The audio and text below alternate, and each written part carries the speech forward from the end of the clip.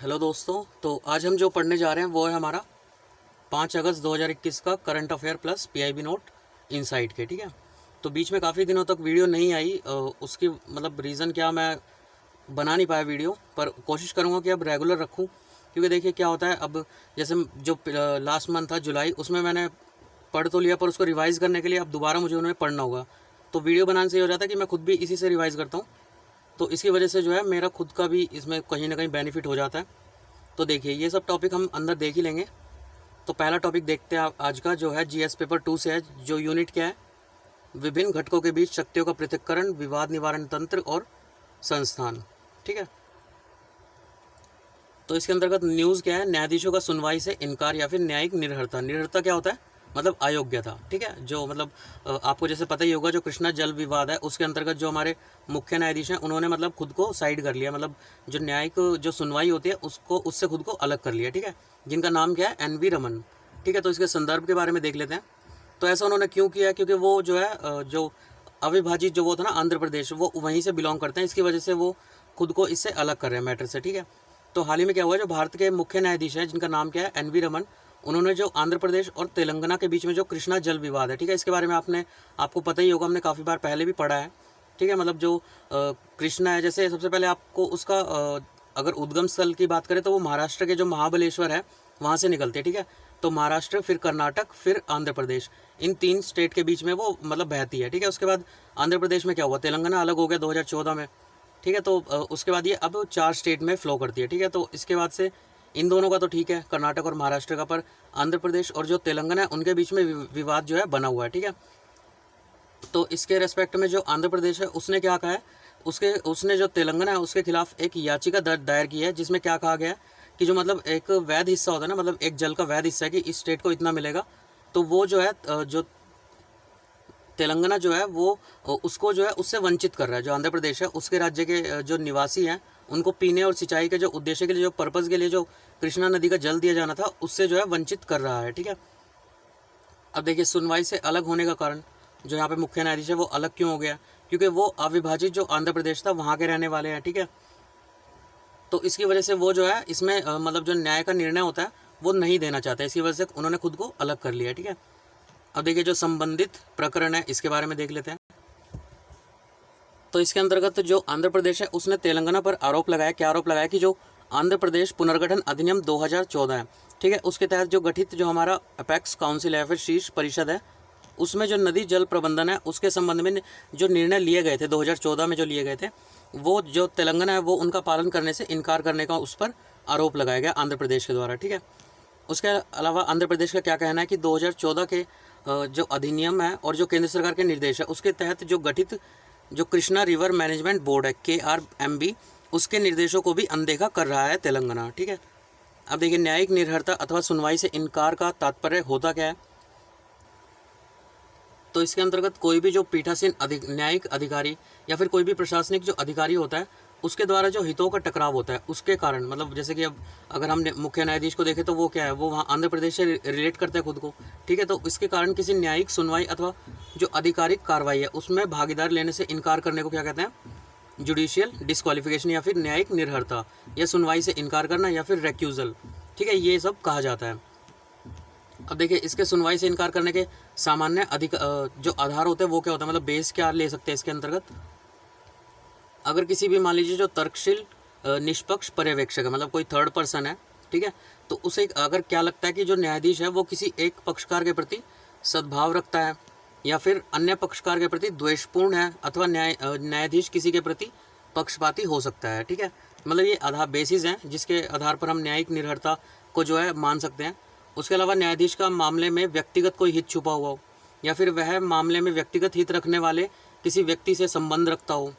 ठीक है, मतलब जिसका मुकदमा है उनमें से किसी एक व्यक्ति से संबंध रखता हो, या फिर न्यायाधीश की पृष्ठभूमि अथवा जो अनुभव है, एक्सपीरियंस है, जैसे कि न्यायाधीश का मान लीजिए जब वो वकील था उसके रूप में किए गए जो पहले के कार्य हैं उससे रिलेटेड अगर कोई वर्क हो। ठीक है, उसके अलावा मामले से संबंधित तथ्यों अथवा पक्षकारों से कोई व्यक्तिगत तौर पर अगर कोई परिचय हो, मतलब पर्सनली किसी को जानता हो, या फिर वकीलों या गैर वकीलों के साथ एक पक्षीय संवाद हो, या फिर न्यायाधीशों के अधिनिर्णय, टिप्पणियाँ अथवा आचरण, इनके आधार पर भी जो है सुनवाई से इनकार कर सकते हैं। ठीक है, इस संबंध में अगर हम कानून देखें तो न्यायाधीशों द्वारा सुनवाई से जो इनकार होता है वो करने संबंधी कोई भी निश्चित नियम जो है निर्धारित नहीं किया गया है, ठीक है। हालांकि जो सर्वोच्च न्यायालय मतलब सुप्रीम कोर्ट और जो हाई कोर्ट है उसके न्यायाधीश द्वारा पद की जब शपथ लेते हैं उसके लेने के समय न्याय करने हेतु बिना किसी डर के या पक्षपात, लगाव या वैमनस्य के अपने कर्तव्य को निभाने का वादा किया जाता है अपनी शपथ के अंतर्गत, ठीक है। इस विषय पर अगर सुप्रीम कोर्ट की हम टिप्पणी देखें तो इसके अंतर्गत जो मुख्य न्यायाधीश है उसको कहीं ना कहीं सपोर्ट किया गया। देखिए जो जस्टिस जे चैलमेश्वर ने supreme court advocate on record association बनाम भारत संघ 2015 का वाद था, जिसमें जो अपनी ये राय दी गई थी, जिसमें क्या कहा गया था कि जहां भी किसी न्यायाधीश के आर्थिक हित प्रतीत होते हैं, ठीक है, वहां पक्षपात संबंधी किसी वास्तविक खतरे अथवा तर्कपूर्ण संदेह की जांच की आवश्यकता नहीं होती है, ठीक है। सुनवाई से इनकार से संबंधित चिंताएं वह जो मुद्दे हैं तो वो क्या क्या है। अगर मान लीजिए कोई जो न्यायाधीश है वो सुनवाई से इनकार कर दे, ठीक है, तो उसके अंतर्गत जो वादी पक्ष होगा ना, मतलब जो जैसे दो अपोनेंट आपस में कोर्ट में लड़ते हैं ना, तो उसमें से जो वादी पक्ष होगा, ठीक है, उसको अपनी पसंद की जो न्यायिक पीठ होता है वो चुनने का अवसर मिल जाता है, जिससे न्यायिक निष्पक्षता भंग हो सकती है, ठीक है। मतलब वो चूज़ करेगा तो ऐसे को चूज़ करेगा जो उसकी साइड ले, ठीक है, दो ऑप्शन अगर आएगा तो। उसके अलावा यह न्यायाधीशों की स्वतंत्रता, निष्पक्षता दोनों को कमज़ोर करता है और इन पर प्रश्न चिन्ह लगाता है, ठीक है। उसके अलावा न्यायाधीश द्वारा किसी मामले की सुनवाई से खुद को अलग करने के संबंध में कोई नियम निर्धारित नहीं किया गया, जैसा कि हमने अभी ऊपर भी पढ़ा था। इस संदर्भ में एक ही स्थिति की केवल अलग अलग व्याख्याएं होती हैं। उसके अलावा सुनवाई से इनकार करने से अदालतों की कार्यवाही में बाधा उत्पन्न हो सकती है और इसमें विलंब हो सकता है, ठीक है। अब देखिए इसके अलावा अगला टॉपिक क्या है, तो जीएस पेपर 2 से ये यूनिट आप देख ही रहे हैं। तो उपद्रवी आचरण करने पर संसद सदस्यों का निलंबन, ठीक है, जो 6 संसद सदस्य हैं राज्यसभा के उनको निलंबित किया गया। तो इसके बारे में देख लेते हैं, नियम 255 और 56 के बारे में बताया गया। अब संदर्भ देखिए इसका क्या है, तो इसके अंतर्गत जो तृणमूल कांग्रेस है उसके 6 सांसदों को अत्यंत उपद्रवी आचरण के कारण राज्यसभा में दिन भर की जो शेष कार्यवाही होती है उसके लिए सदन से बाहर जाने का आदेश दिया गया है, ठीक है। जो जैसा कि आपको ने देखा ही होगा राज्यसभा में जो पेगासस कांड था, मतलब जो अलग अलग जैसे इमरान खान की भी वो कर लिए थे, मतलब फ़ोन वगैरह टैप कर लिए थे, और जो कांग्रेस के लीडर हैं उनके भी कर लिए गए थे, ठीक है। तो आपने पढ़ा ही होगा, 10-15 दिन पहले आया था ये, ठीक है। तो उसके द्वारा हाथों में पोस्टर लेकर सभापति के आसन के सामने आ गए थे 6 सांसद, उनको निलंबित किया गया, ठीक है। अब देखिए इनमें से जैसे कि ये 256 है, ये किसी को निलंबित कर सकता है। 255 क्या करता है, ये किसी को जो संसद का सत्र होता है ना उसके लिए निलंबित कर सकता है। मतलब कहीं ना कहीं जो नियम 255 है इसकी पावर कम होती है एज़ कम्पेयर टू 256, ठीक है। तो राज्यसभा की प्रक्रिया तथा कार्य संचालन विषयक सामान्य नियम 255, अब ये क्या होता है, इसके अंतर्गत जो राज्यसभा की प्रक्रिया या कार्य संचालन विषयक सामान्य नियमावली के नियम 255 लागू होता है जब किसी का जो वो होता है कार्य उसको निलंबित किया जाता है, ठीक है। तो इसके अंतर्गत जो नियम 255 है उसका मतलब क्या होता है, सदस्य का चले जाना, जो कि कहाँ पे लागू होता है, तो राज्यसभा में। तो सभापति किसी भी सदस्य को जिसका आचरण उसकी राय में पूरी तरह से अव्यवस्थापूर्ण हो तत्काल राज्यसभा से चले जाने का निर्देश दे सकता है, और जिस सदस्य को इस तरह चले जाने का आदेश दिया जाए वह तुरंत चला जाएगा और उस दिन की बैठक में अवशिष्ट समय तक अनुपस्थित रहेगा। जबकि जो 256 है वो उसके पूर्ण जो उसका सत्र होता है उसके लिए निलंबित कर सकता है, ठीक है। अब देखिए इनमें अंतर क्या है, तो देखिए जो 255 है ये क्या होता है, लघुतर सजा का प्रावधान देता है, जबकि 256 के अंतर्गत यदि सभापति आवश्यक समझे तो वह किसी सदस्य को मौजूदा चालू सत्र की शेष अवधि के लिए सदन से निलंबित कर सकता है, ठीक है। अब देखिए लोकसभा अध्यक्ष और राज्यसभा के सभापति की शक्तियों में अंतर। तो अगर हम नियम जो 255 उसकी बात करें तो वो दोनों के पास होता है, ठीक है, राज्यसभा भी और लोकसभा भी। पर इसके विपरीत अगर हम बात करें तो जो राज्यसभा होता है राज्यसभा के सभापति के पास होता है, जो लोकसभा अध्यक्ष के विपरीत किसी सदस्य को निलंबित करने की शक्ति नहीं होती। मतलब ये क्या कर सकता है, जो उसका अवशिष्ट मतलब बचा हुआ जो समय होता है ना, जो राज्यसभा होती है ये उसको निलंबित कर सकता है, पर पूरे सत्र के लिए किसी को निलंबित नहीं कर सकता। जबकि लोकसभा क्या कर सकता है, किसी को भी पूरे सत्र के लिए निलंबित कर सकता है, ठीक है।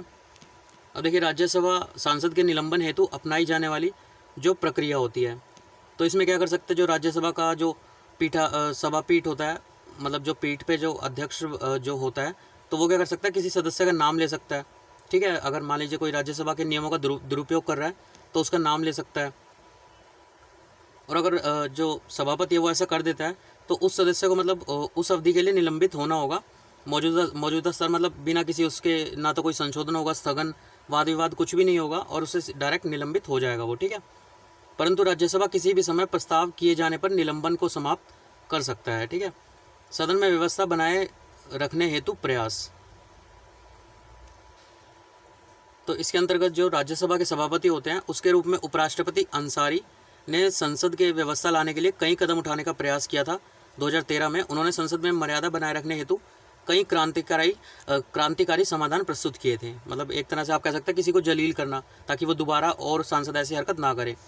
तो इसके अंतर्गत जो राज्यसभा के नियमों का उल्लंघन करने वाले सांसद होते हैं उनका नाम राज्यसभा जो बुलेटिन होती है उसमें प्रकाशित करना व उन्हें शर्मिंदा करना, ठीक है।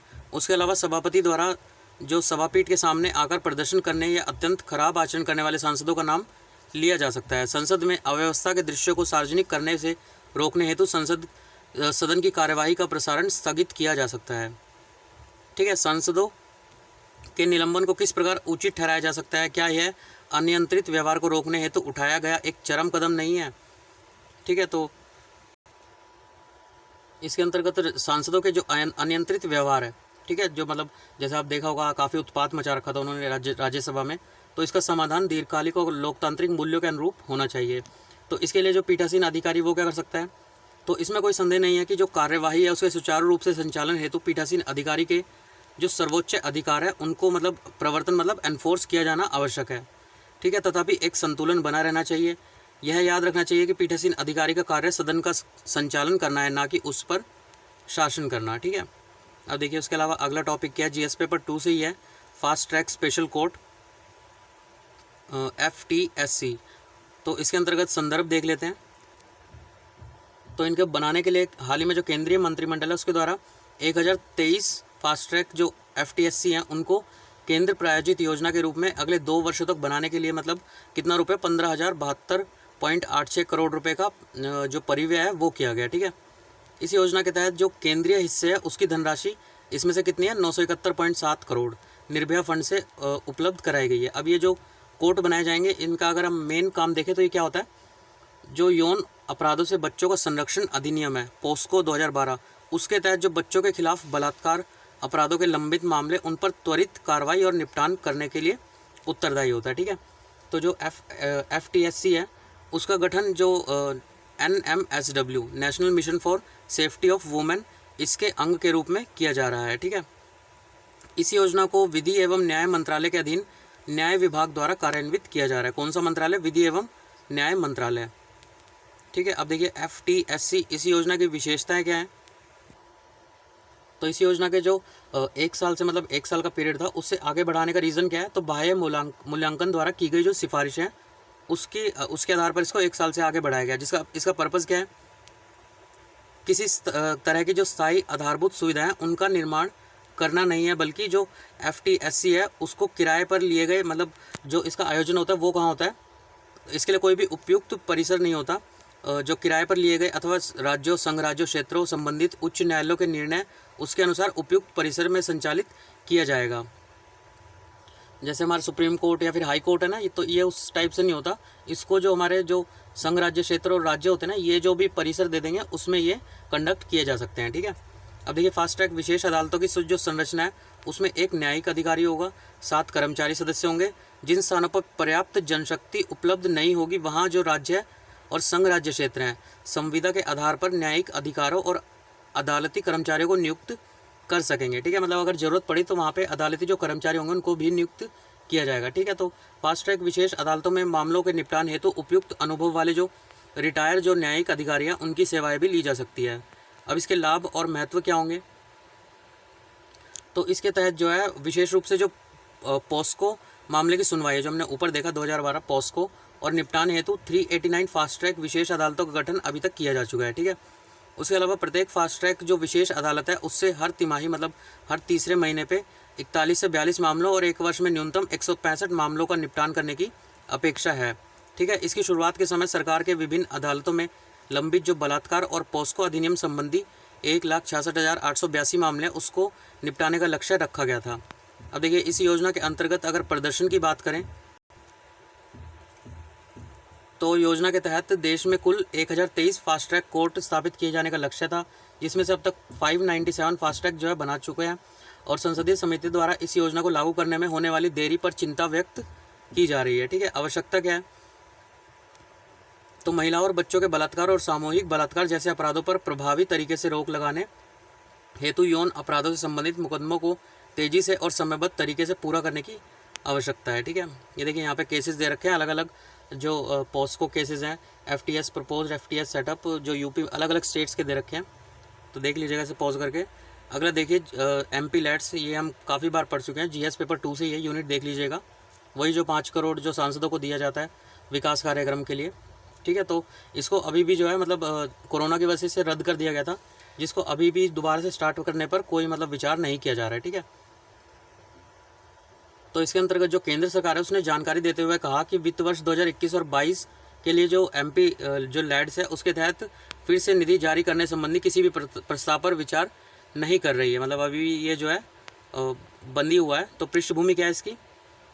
तो जैसे कि आपको पता है कोरोना में इसको जो है बंद कर दिया गया था, ताकि जो इससे पैसा बचेगा वो लोगों की आकस्मिक जो ज़रूरत है उनको पूरा करने हेतु वित्त मंत्रालय के निर्णय में रख दिया गया था। ठीक है, इस योजना के तहत जो 2018 से 19 के दौरान 5012 करोड़ रुपए था, जबकि 2019 से 20 में कितना रह गया? ऑलमोस्ट हाफ रह गया, 2491.45 करोड़ रुपए रह गया था। इस राशि का अगर यूज़ की बात करें तो सरकार के अनुसार जो एमपीलैड योजना है उससे बचाई गई धनराशि का यूज़ जो है स्वास्थ्य संबंधी बुनियादी ढांचे में सुधार हेतु धन आवंटन में वृद्धि करने, प्रधानमंत्री गरीब कल्याण योजना के तहत निःशुल्क राशन प्रदान करने और लोगों के मुफ्त टीकाकरण के लिए किया गया है। ठीक है, जो मतलब पैसा नहीं दिया गया सांसदों को। अब इसके बारे में थोड़ा सा देख लेते हैं। वही 1993 में से जो है स्टार्ट किया गया था, और जिसका पर्पज़ क्या था? संसद सदस्यों के लिए स्थानीय ज़रूरतों के आधार पर सामुदायिक अवसंरचनाओं की सहित मूलभूत जो सुविधाएं और स्थायी सामुदायिक परिसंपत्ति का विनिर्माण करने के लिए विकासात्मक प्रकृति के कार्यों की सिफारिश करने हेतु एक तंत्र प्रदान करना था। ठीक है, 2020 में भी इससे क्वेश्चन आया था। एमपीलैड योजना पूरी तरह से भारत सरकार द्वारा वित्त पोषित योजना है, जिसके तहत जो प्रत्येक संसदीय क्षेत्र है उसको वार्षिक रूप से 5 करोड़ रुपए की एमपीलैड निधि प्रदान की जाती है। ठीक है, अब इसके अगर विशेष फोकस की बात करें तो इसके अंतर्गत जो सांसदों के लिए वार्षिक रूप से दी जाने वाली जो एमपीलैड निधि है उसमें देखिए ये याद रखिएगा 15% जो है अनुसूचित जाति को दी जाती है, जबकि 7.5% राशि जो है अनुसूचित जनजाति की आबादी वाले क्षेत्रों में कराए जाने वाले कार्यों पर व्यय की जाती है। ठीक है, विकासात्मक जितने भी कार्य होते हैं वो सांसदों द्वारा वहाँ पे किए जाते हैं। निधियाँ जारी करना इसके अंतर्गत, तो इस योजना के तहत जो सांसद निधि होते हैं सीधे जिला अधिकारी जो होता है, ठीक है, वहाँ का जो जिला अधिकारी होगा उसकी सहायता अनुदान मतलब ग्रांट इन एड इसके रूप में जारी किया जाता है। ये क्या होता है? गैर व्यक्तिगत या फिर नॉन लैप्सेबल, मतलब मान लीजिए मैंने आपको 100 रुपये दिए पहले महीने के लिए, तो अगर आप एक महीने में यूज़ नहीं कर पाए तो नेक्स्ट महीने वो क्या हो जाएंगे? जो अगला महीना होगा 100 रुपये उसके और ये वाले 100 रुपये उसमें ऐड हो जाएंगे। ठीक है, नॉन लैप्सेबल जो ख़त्म नहीं होते ऐड होते जाते हैं, अगले महीने आपको 200 रुपये हो जाएंगे। ठीक है, 100 पिछले के 100 इस महीने के, तो ये नॉन लैप्सेबल है। यदि किसी विशेष वर्ष में निधि जारी नहीं होती तो इसे जो पात्रता के अनुसार अगले वर्ष में कराए जाने वाले कार्यों में जोड़ दिया जाता है। ठीक है, अगर आप यूज़ नहीं कर पाते तो नेक्स्ट ईयर उसको जोड़ दिया जाएगा। इस योजना के तहत जो सांसदों की भूमिका अनुशंसा करने की होती है, मतलब अनुशंसा करते हैं यहाँ पे जो सांसद होते हैं इस धनराशि के लिए। इस योजना के तहत सांसदों की भूमिका मात्र सिफारिश होती है, मतलब जो अनुशंसा होता है वो करते हैं, सिफारिश देते हैं, कोई ऑर्डर नहीं कर सकते हमें पैसा चाहिए ऐसे। जिला प्राधिकरण के लिए कार्य संबंधी जो पात्रता की जाँच करने, निधि स्वीकृत करने, कार्यान्वयन हेतु एजेंसियों का चयन करने, कार्यों को प्राथमिकता देने, समग्र निष्पादन का निरीक्षण करने और योजना की जमीनी स्तर पर निगरानी करने का अधिकार होता है। किनको होता है? जिला प्राधिकरण को। ठीक है, जिला प्राधिकरण द्वारा संबंधित जो जिला होता है उसमें कार्यान्वयन की जा रही कम से कम 10% परियोजनाओं का प्रतिवर्ष जो है निरीक्षण किया जाता है जिला प्राधिकरण। ठीक है, 10% जो भी योजनाएं मतलब जो पैसा लगा है उसका निरीक्षण करते हैं। अब कार्यों के लिए अनुशंसा को देख लेते हैं, तो इसके अंतर्गत जो लोकसभा सदस्य होते हैं अपने संबंधित जो निर्वाचन क्षेत्र होते हैं उसमें कराए जाने वाले कार्यों की सिफारिश कर सकते हैं। सेम राज्यसभा के जो निर्वाचित सदस्य होते हैं संबंधित राज्यों में कहीं भी कराए जाने वाले कार्यों की सिफारिश कर सकते हैं। उसके अलावा अगर दोनों की बात करें, लोकसभा राज्यसभा के जो यहाँ पे सिर्फ नामित सदस्य हैं, ठीक है, ऊपर कौन से थे? जो निर्वाचित जो चुने हुए सदस्य थे। यहाँ पे नामित सदस्य देश में कहीं भी कराए जाने वाले कार्यों का चयन व सिफारिश कर सकते हैं। ठीक है, डिफरेंस याद रखिएगा इनके बीच में। उसके अलावा देखिए अगला टॉपिक क्या है, तो अगला टॉपिक है लिमिटेड लायबिलिटी, जीएस पेपर 2 से ही है। सीमित देयता भागीदारी विधेयक 2021, limited liability partnership amendment bill 2021। ठीक है, तो इस जो अधिनियम है इसको राज्यसभा में पारित किया गया। ठीक है, तो 2008 का ये अधिनियम था जिसमें संशोधन करके 2021 का बना दिया गया। अब देखिए इसका पर्पज़ क्या है, प्रमुख प्रावधान और फोकस और उद्देश्य। तो पर्पज़ इसका क्या है, ईज़ ऑफ डूइंग बिजनेस, जो है व्यापार में सुगमता है उसको आसान बनाना और देश भर में जो स्टार्टअप्स हैं उनको प्रोत्साहित करना। ठीक है, उसके अलावा देखिए जो मौजूदा कानून है उसमें क्या है, 24 ऐसे दंडात्मक प्रावधान है, 21 क्या है कंपाउंडेबल ऑफेंस क्या होते हैं, जो मतलब क्षमा योग्य अपराध होते हैं। ठीक है, 3 जो गैर क्षमनीय मतलब नॉन कंपाउंडेबल अपराध हैं, और उसके अलावा 12 जो हैं उनको गैर अपराध घोषित करने का प्रावधान किया गया है, जो मौजूदा हमारा जो मतलब अभी संशोधन हुआ है उसके अंतर्गत। इसके अलावा देखिए जो न्याय निर्णयक अधिकारी होता है, ठीक है, तो इसके अंतर्गत क्या होता है, जो केंद्र सरकार होती है उसको अधिनियम के तहत दंड देने हेतु एक न्याय निर्णायक अधिकारी की नियुक्ति करने का अधिकार दिया गया है। ठीक है, मतलब जो ये है ये केंद्र सरकार के द्वारा होता है, तो उसी के ये अधीन रहता है। ठीक है, इन पदों पर जो रजिस्ट्रार के पद होते हैं उनके नीचे पर कार्यरत व्यक्ति की नियुक्ति नहीं की जाएगी। मतलब अगर इनकी नियुक्ति करनी है तो रजिस्ट्रार से नीचे का अगर कोई पद होगा तो वो इन पर नियुक्त नहीं होगा, इससे ऊपर के पद वाले जो व्यक्ति होते हैं वो इन पर नियुक्त होते हैं। ठीक है, उसके अलावा देखिए जो न्याय निर्णयक अधिकारी होता है उसके आदेशों के विरुद्ध क्षेत्रीय निदेशक के समक्ष अपील की जा सकती है। मतलब अगर आपको इनके विरुद्ध अपील करनी है तो किसके सामने करेंगे आप, क्षेत्रीय निदेशक। ठीक है, अगर विशेष अदालतों की बात करें तो इसके अंतर्गत जो विधेयक होता है उसमें केंद्र सरकार को अधिनियम के तहत आरोप जो अपराध है उसकी त्वरित सुनवाई सुनिश्चित करने के लिए विशेष अदालतें स्थापित करने की अनुमति दी गई है। ठीक है, अपीलीय न्यायाधिकरण में अपील की अगर बात करें तो अगर आप जो NCLT है मतलब राष्ट्रीय कानूनी कंपनी कानून न्यायाधिकरण है, इसके खिलाफ अगर आपको कंप्लेंट करनी है तो NCLAT इसके अंदर जो है इसके समक्ष अपील की जाएगी। राष्ट्रीय कानूनी कंपनी कानूनी जो अपीलीय न्यायाधिकरण है। ठीक है, तो इस विधेयक के अनुसार कि दोनों पक्षों की सहमति से पारित आदेशों के खिलाफ अपील नहीं की जाएगी। मतलब अगर कोई विधेयक NCLT और NCLAT दोनों ने मतलब वो कर दिया है, सहमति दे दी है, तो उसके खिलाफ कोई भी अपील नहीं की जा सकती। और NCLT द्वारा जारी आदेशों के मतलब अगर आपको कंप्लेंट करनी है तो 60 डेज़ के अंदर आपको जो है कंप्लेंट करनी होगी, जिसे अगले 60 दिनों तक बढ़ाया जा सकता है, मतलब टोटल 120 दिन तक। ठीक है, उसके अलावा जो विधेयक है उसमें लघु जो LLP होते हैं उनके गठन का प्रावधान किया गया है। ठीक है, जिसमें जो भागीदारों का योगदान मतलब ये जो स्टार्टअप्स वगैरह लगाते हैं ना तो वो इसके LLP के अंतर्गत आते हैं। तो उसमें जो भागीदार होते हैं उनको 25 लाख रुपए तक मतलब 25 लाख से 5 करोड़ रुपए तक बढ़ाया जा सकता है, और जो 40 लाख है उनको 50 करोड़ रुपए तक बढ़ाया जा सकता है। ठीक है, स्टार्टअप्स जो LLP होते हैं सीमित देयता भागीदार होते हैं, वो केंद्र सरकार कुछ LLP को स्टार्टअप LLP के रूप में अधिसूचित कर सकती है सेंट्रल गवर्नमेंट द्वारा। अकाउंटिंग हेतु मानक जो स्टैंडर्ड्स होते हैं अकाउंटिंग के लिए, तो केंद्र सरकार राष्ट्रीय वित्तीय रिपोर्टिंग प्राधिकरण के परामर्श से LLP की श्रेणियों के लेखांकन और लेखा परीक्षा के जो स्टैंडर्ड्स होते हैं मानक होते हैं उनको निर्धारित कर सकती है। ठीक है, LLP होता क्या है, तो जो लिमिटेड लायबिलिटी पार्टनरशिप LLP है वो व्यापार संगठन का एक स्वरूप होता है। ठीक है, जिसमें प्रत्येक भागीदारी की देयता कानूनी रूप से सीमित होती है। ठीक है, अतएव यह भागीदारी और निगमों के तत्वों को प्रदर्शित करता है। ठीक है, जो LLP होते हैं उसमें एक भागीदार होता है, किसी दूसरे भागीदार के कदाचार और लापरवाही के लिए जिम्मेदार या उत्तरदायी नहीं होता है। ठीक है, मतलब जो स्टार्टअप्स वगैरह होते हैं तो वो एक दूसरे के लिए जो है कदाचार या लापरवाही के लिए जिम्मेदार या उत्तरदायी नहीं होते हैं। सीमित देयता भागीदारी की प्रमुख अगर विशेषताएं देखें तो सबसे पहले एक कानूनी इकाई है ये। ठीक है, एक निगमित या फिर बॉडी कॉरपोरेट या निगमित निकाय होता है जो इसके भागीदार से एक अलग होगी। इसमें एक सतत अनुक्रमण होता है, सतत मतलब सस्टेनेबल मतलब एक तरह से बढ़ते जाना। ठीक है, बढ़ते जाना कम ना होना। ठीक है, जैसे कि आपने पहले महीने 100 कमाए फिर आप उससे बढ़ते ही जाएंगे हर महीने, तो इस टाइप से सतत अनुक्रमण होता है। एक पृथक कानून अर्थात LLP अधिनियम 2008 था होने के नाते भारतीय भागीदारी अधिनियम 1932 के प्रावधान LLP पर जो है लागू नहीं होंगे और यह भागीदारों के मध्य अनुबंध संबंधी समझौतों पर विनियमित होता है। ठीक है, उसके अलावा देखिए जो प्रत्येक सीमित देयता भागीदारी द्वारा सीमित देयता भागीदारी शब्द अथवा इसका संक्षिप्त नाम जो है LLP उसका उपयोग अपने नाम के अंत में किया जाएगा। ठीक है, जैसे कि हम कोई भी जैसे Gmail वगैरह बनाते हैं .com लगाते हैं ना, तो ऐसी जो भी कंपनी बनेगी वो अंत में क्या लगाएगी, LLP लगाएगी। ठीक है, अगर संरचना की बात करें तो प्रत्येक LLP में कम से कम 2 भागीदार होंगे। इसमें कम से कम 2 व्यक्ति नाम निर्दिष्ट भागीदार के रूप में होंगे, जिसमें कम से कम एक का क्या होगा, भारत का निवासी होगा दोनों में से, और सभी भागीदार सीमित देयता भागीदारों के प्रतिनिधि होंगे। अब एलएलपी की आवश्यकता और अगर महत्व देखें हम तो क्या होता है, एलएलपी जो है प्रारूप एक वैकल्पिक कॉरपोरेट व्यावसायिक संस्करण है, ठीक है। मतलब जो डायरेक्ट जो कॉरपोरेट संस्करण होते हैं वो नहीं है, डायरेक्ट कॉरपोरेट नहीं है ये एक वैकल्पिक है, ठीक है। मतलब हमारे विकल्प की तरह से यूज़ करते हैं, ठीक है, जिसमें किसी कंपनी के सीमित दायित्व का लाभ प्रदान किया जाता है, किंतु साझेदारी फर्म की भांति इसके सदस्यों के लिए पारस्परिक सहमति के आधार पर आंतरिक प्रबंधन को व्यवस्थित करने की अनुमति होती है, ठीक है। मतलब जैसे कि स्टार्टअप वगैरह होते हैं ज़्यादातर किस पे फोकस करते हैं, तो सेवा क्षेत्र पे, सर्विस सेक्टर पे ज़्यादा फोकस करते हैं, ठीक है। और जैसे कि जोमेटो वगैरह, स्विगी वगैरह, ये क्या है, स्टार्टअप्स ही थे जो आगे चल के बड़ी कंपनियां बन गई, ठीक है। तो ये ज़्यादातर सर्विस सेक्टर पर फोकस करते हैं। सामान्यतः यह प्रारूप लघु एवं मध्यम उद्यम होते हैं, ये कोई बड़ी कंपनियाँ नहीं होती, और सर्विस सेक्टर पर फोकस करते हैं। अंतर्राष्ट्रीय स्तर पर विशेष रूप से सेवा उद्योग के लिए अथवा पेशेवरों से संबंधित गतिविधियों वाले व्यवसायों के लिए जो एलएलपी है एक लोकप्रिय प्रारूप बन चुके हैं, ठीक है।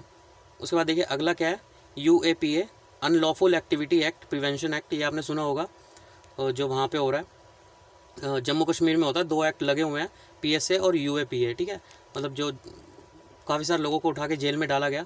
तो 2019 में जो जेएन के जो यूएपीए के तहत 1200 से अधिक मामलों में 2300 से अधिक व्यक्तियों और पीएसए के तहत 954 लोगों पर मामला दर्ज किया गया, ठीक है। 2300 मतलब 2300 पे यूएपीए लगा और पीएसए के कितने पे लगा, 954 पे, पब्लिक सेफ्टी एक्ट, ठीक है। तो इसके अंतर्गत जो मतलब जिनको जेल में डाला गया 2300 में से 46% और 954 में से 30% व्यक्ति क्या है अभी भी जेल के अंदर है। अब इसके अधिनियम के बारे में देख लेते हैं, कब पारित हुआ था, तो 1967 में पारित हुआ था। यूएपीए मतलब फुल फॉर्म क्या है, अनलॉफुल एक्टिविटी प्रिवेंशन एक्ट। उसका उद्देश्य क्या था, भारत में गैर कानूनी गतिविधियां समूहों की प्रभावी रोकथाम करना, ठीक है। यह अधिनियम जो केंद्र सरकार को पूर्ण शक्ति प्रदान करता है, जिसके द्वारा केंद्र सरकार किसी गतिविधि को गैर कानूनी घोषित कर सकती है, ठीक है। इसके अंतर्गत अधिकतम दंड के रूप में मृत्यु दंड और आजीवन कारावास का भी प्रावधान किया गया है, ठीक है। ये याद रखिए, काफ़ी ज़्यादा मतलब बड़े लेवल पे भी इसमें सज़ा दी जा सकती है। अगर प्रमुख बिंदु की बात करें तो इसके तहत जो है भारत और जो विदेशी दोनों नागरिक आते हैं, यह अधिनियम भारतीय और विदेशी दोनों पर समान रूप से लागू होता है, भले ही अपराध भारत के बाहर विदेशी भूमि पर किया गया हो, ठीक है। जो यूएपीए है इसके तहत जांच एजेंसियों के लिए गिरफ्तारी के बाद चार्जशीट दाखिल करने के लिए अधिकतम 180 मतलब 3 महीने का समय होता है। हालांकि अदालत को सूचित करने के बाद इस अवधि को और आगे बढ़ाया जा सकता है, मतलब 3 महीने के बाद जो है इसे बढ़ाया जा सकता है अगर हम जो कोर्ट होता है उसको बता दे तो, ठीक है।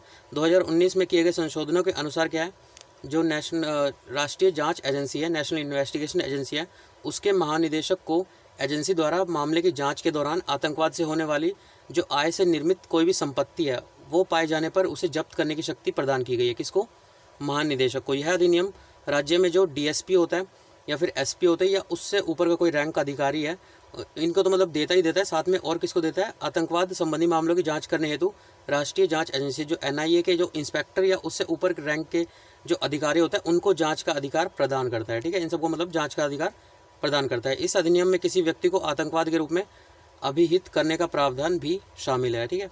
अब इसकी दिल्ली जो हाई कोर्ट है उसके द्वारा यूएपीए की जो परिभाषा दी गई है तो उसकी रूपरेखा देख लेते हैं। जून 2021 में विधि विरुद्ध क्रियाकलाप निवारण अधिनियम जो यूएपीए है 1967, उसके एक अन्य रूप में अस्पष्ट धारा 15 इसकी रूपरेखा को परिभाषित किया गया, जिसमें जो दिल्ली हाई कोर्ट था उसने अधिनियम की धारा 18, 15 और 17 को लागू करने पर कुछ महत्वपूर्ण सिद्धांत निर्धारित किए, मतलब इनको एक तरह से डिफाइन किया। तो इसके अंतर्गत जो धारा 15 है वो आतंकवादी अगर कोई भी कृत्य है तो उससे संबंधित अपराधों को आरोपित करेगी। धारा 17 में क्या है, मान लीजिए आतंकवादी कृत्य के लिए अगर कोई धन जुटा रहा है तो उस पर दंडित करने का प्रावधान किया गया। 18 में क्या है, धारा 18 में जो आतंकवादी कृत्य हेतु साजिश आदि रचने या फिर उनकी आतंकवादी कृत्य की तैयारी अगर कोई कर रहा है, ठीक है, तो इससे संबंधित अपराधों के लिए आरोपित किया गया है।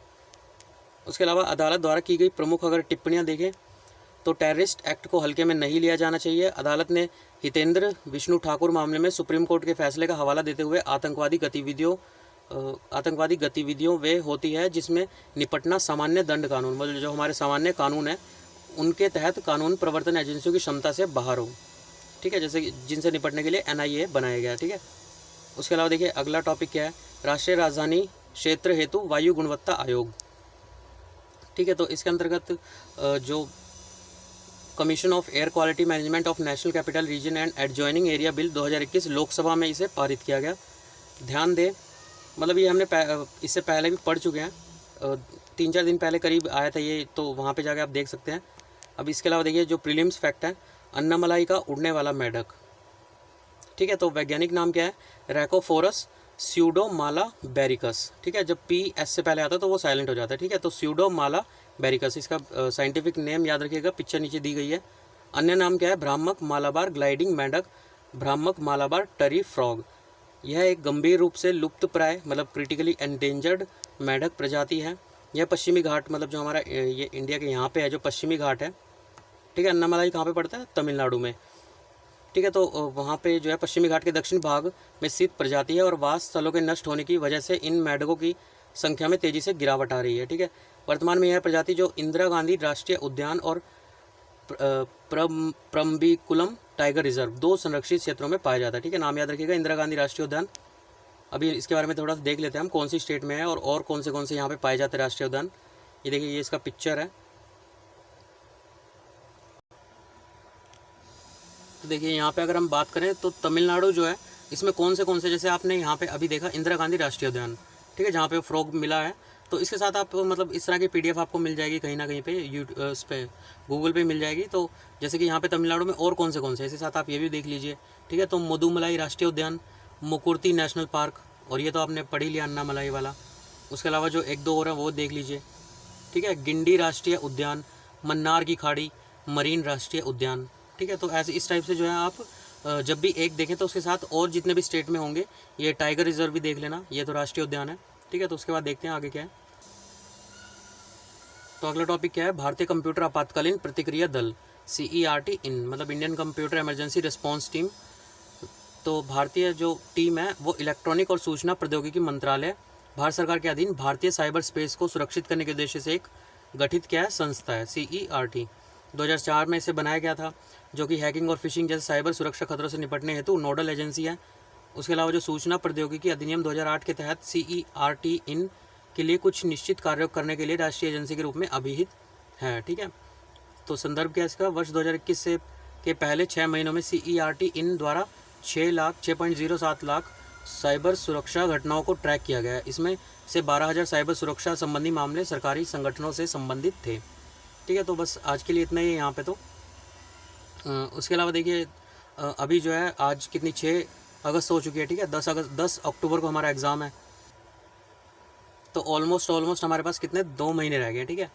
तो आप सब जितने भी मतलब वीडियो देखेंगे, 500-1000 जितने भी लोग देखेंगे, तो उनसे मेरा ये मतलब आग्रह हैगा कि आपके पास अगर कोई 2 महीने के लिए स्ट्रैटेजी हो जिसमें मतलब अच्छी तरह से कवर किया जा सके करंट अफेयर और स्टैटिक पार्ट को, तो आप अपनी वीडियो बना के 2 या 4-10 मिनट की जितनी की भी होगी, आप जो UPSC PSC हिंदी वाले @gmail.com है उस पर आप अपलोड कर सकते हैं, ठीक है। और अगर किसी की अच्छी हुई तो मैं यहाँ यूट्यूब पे उसे डाल दूँगा, ठीक है। इससे जो हिंदी मीडियम के लिए स्पेशली मैं कहूँगा, हिंदी मीडियम के लिए जो हेल्पफुल हो वो बना के आप इस Gmail पे सेंड कर सकते हैं, ठीक है।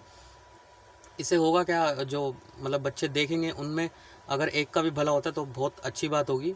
तो आप वीडियो बनाइए और उसमें अपना नाम वगैरह कुछ मेंशन मत करिएगा, सिंपल जैसे मैं स्टार्ट करता हूँ इसी टाइप से आप वीडियो बना के और Gmail पे अपलोड कर दीजिएगा, ठीक है।